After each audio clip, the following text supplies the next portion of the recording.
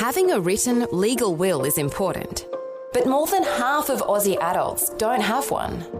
Vision has entered into a partnership with SafeWill, a leading online will writing platform, to provide you with an easier and more affordable way to write or update your will. As part of the Vision family, we want you to know about a way that you can write your will for free. Start the process now and complete it at no cost during Leave a Legacy Week from February 26th to March 3rd. See all the details at vision.org.au/legacy. A biblical perspective on life, culture and current events. This is 2020 on Vision. It's Australia Day, and we're going to take a look now at the spiritual climate and backdrop behind the decision and action to start the first colony in New South Wales. From the earliest discovery and exploration of the Australian continent, Christians from different parts of the world started to believe that God had a great purpose for the nation that is now known as Australia.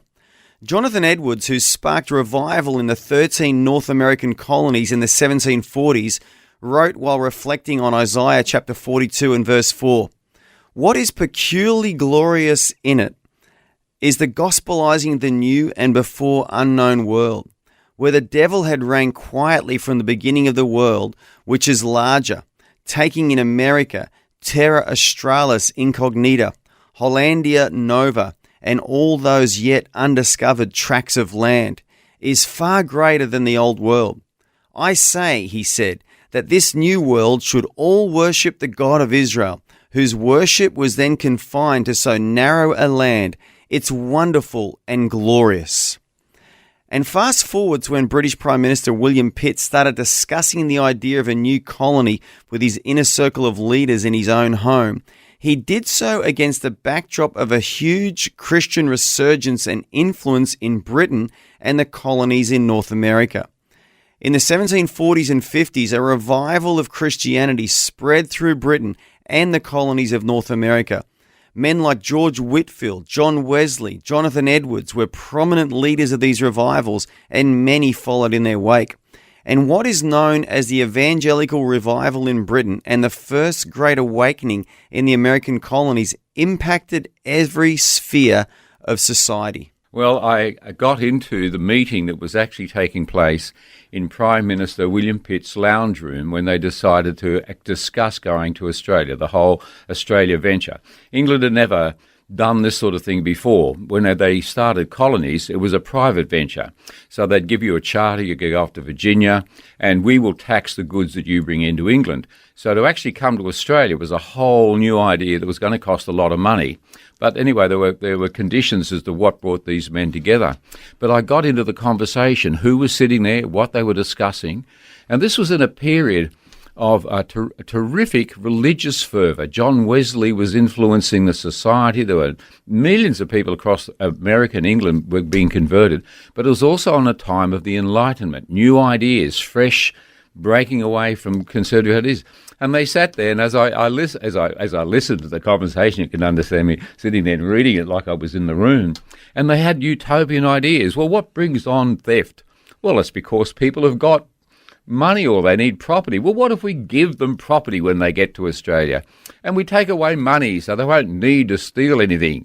And they had these incredible utopian ideas that I couldn't help but at the end of the section put Australia's first hippie commune. I mean, it was this capital idea. Oh, what a capital idea. We'll all go off to Australia. We're going to start something.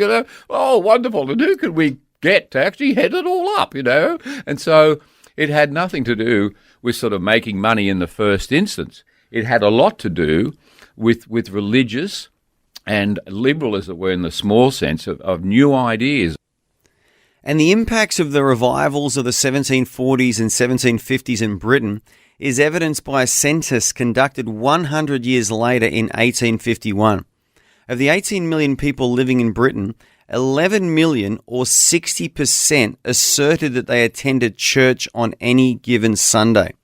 So the Christians who were born out of these revivals developed a faith that was not only deeply personal to them, but carried with it a sense of calling and responsibility to improve society for people's well-being.